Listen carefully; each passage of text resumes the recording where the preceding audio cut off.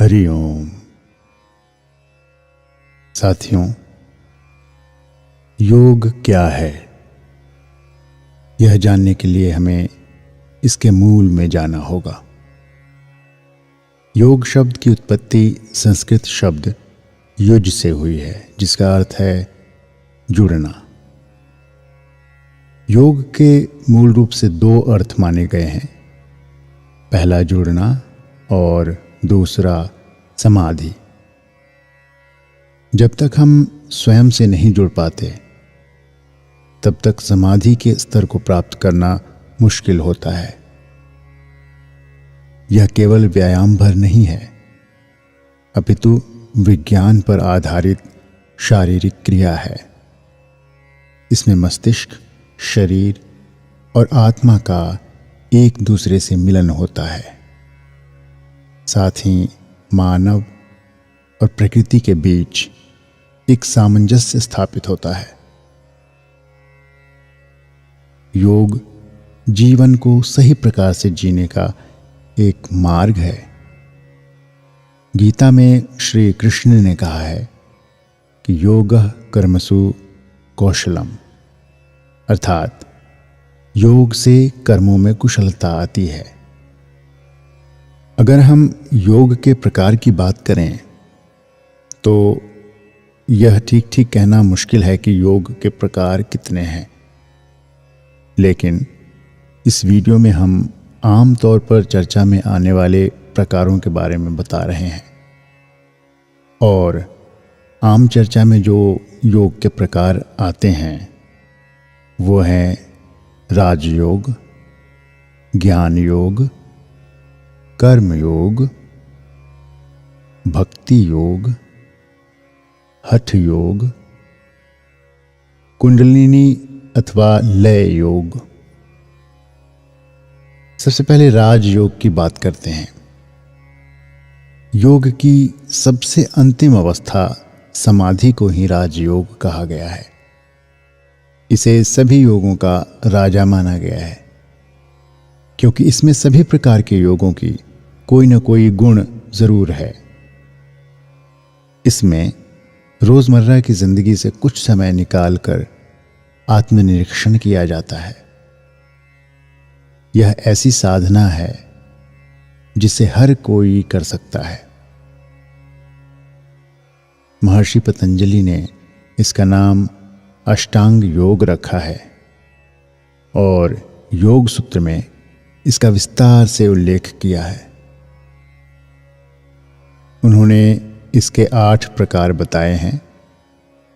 यम अर्थात शपथ लेना, नियम अर्थात आत्म अनुशासन, आसन अर्थात मुद्रा, प्राणायाम अर्थात श्वास नियंत्रण, प्रत्याहार अर्थात इंद्रियों का नियंत्रण, धारणा अर्थात एकाग्रता, ध्यान अर्थात मेडिटेशन और समाधि अर्थात बंधनों से मुक्ति या परमात्मा से मिलन। योग का दूसरा प्रकार है ज्ञान योग। ज्ञान योग को बुद्धि का मार्ग माना गया है। यह ज्ञान और स्वयं से परिचय कराने का एक जरिया है। इसके जरिए मन के अंधकार यानी अज्ञान को दूर किया जाता है। ऐसा कहा जाता है कि आत्मा की शुद्धि ज्ञान योग से ही होती है। चिंतन करते हुए शुद्ध स्वरूप को प्राप्त कर लेना ही ज्ञान योग कहलाता है। साथ ही योग के ग्रंथों का अध्ययन कर बुद्धि का विकास किया जाता है। ज्ञान योग को सबसे कठिन माना गया है। अंत में इतना ही कहा जा सकता है कि स्वयं में लुप्त अपार संभावनाओं की खोज कर ब्रह्म में लीन हो जाना ही ज्ञान योग कहलाता है। योग का तीसरा प्रकार है कर्म योग। कर्म योग को हम इस श्लोक के माध्यम से समझते हैं। योगा कर्मो किशलयाम, अर्थात कर्म में लीन होना। श्री कृष्ण ने गीता में भी कहा है, योगः कर्मसु कौशलम, अर्थात कुशलता पूर्वक काम करना ही योग है। कर्म योग का सिद्धांत है कि हम वर्तमान में जो कुछ भी अनुभव करते हैं वो हमारे पूर्व कर्मों पर आधारित होता है। कर्मयोग के जरिए मनुष्य किसी मोह माया में फंसे बिना सांसारिक कार्य करता जाता है और अंत में परमेश्वर में लीन हो जाता है। गृहस्थ लोगों के लिए यह योग सबसे उपयुक्त माना गया है। चौथा योग है भक्ति योग। भक्ति का अर्थ दिव्य प्रेम और योग का अर्थ जुड़ना।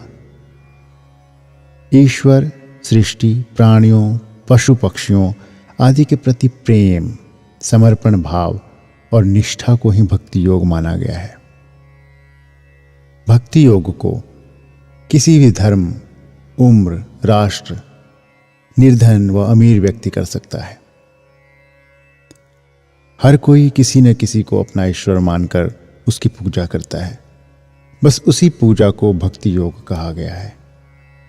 यह भक्ति निस्वार्थ भाव से की जाती है ताकि हम अपने उद्देश्य को सुरक्षित हासिल कर सकें। योग का पांचवा प्रकार है हठ योग।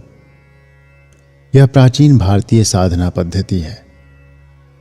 हठ में ह का अर्थ हकार यानी दाईं नासिका स्वर, जिसे पिंगला नाड़ी कहते हैं। वहीं ठ का अर्थ ठकार यानी बाईं नासिका स्वर, जिसे ईड़ा नाड़ी कहते हैं। हठ योग के जरिए इन दोनों नाड़ियों के बीच संतुलन बनाए रखने का प्रयास किया जाता है। ऐसा माना जाता है कि प्राचीन काल में ऋषि मुनि हठ योग किया करते थे। इन दिनों हठ योग का प्रचलन काफी बढ़ गया है। इसे करने से आप शारीरिक रूप से स्वस्थ रह सकते हैं और मानसिक रूप से शांति मिलती है। छठा योग है कुंडलिनी अथवा लय योग। योग के अनुसार मानव शरीर में 7 चक्र होते हैं। जब ध्यान के माध्यम से कुंडलिनी को जागृत किया जाता है तो शक्ति जागृत होकर मस्तिष्क की ओर जाती है। इस दौरान वह सभी 7 चक्रों को क्रियाशील करती है। इस प्रक्रिया को ही कुंडलिनी अथवा लय योग कहा गया है। इसमें मनुष्य बाहर के बंधनों से मुक्त होकर भीतर पैदा होने वाले शब्दों को सुनने का प्रयास करता है, जिसे नाद कहा गया है। इस प्रकार के अभ्यास से मन की चंचलता खत्म होती है और एकाग्रता बढ़ती है। योग का 7वां प्रकार है अष्टांग योग। संस्कृत में अष्टांग का अनुवाद 8 अंग के रूप में किया जाता है। अष्टांग योग को 20वीं शताब्दी में पट्टाभी जोइस ने खोजा था, जब वह योग कुरुंटा, जो कि एक प्राचीन योग ग्रंथ है, उसका अनुवाद कर रहे थे। इस योग शैली में एक आसन से दूसरे आसन तक जोरदार प्रवाह से जाना शामिल है।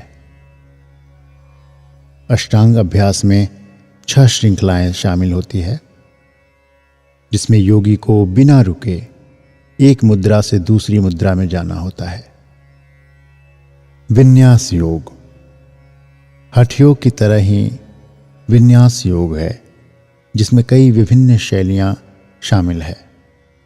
विन्यास में सांस और एक मुद्रा से दूसरे मुद्रा में जाने पर मेल बैठाए जाते हैं। विन्यास शब्द का अर्थ योग प्रवाह और सांस को एक साथ जोड़ने से है।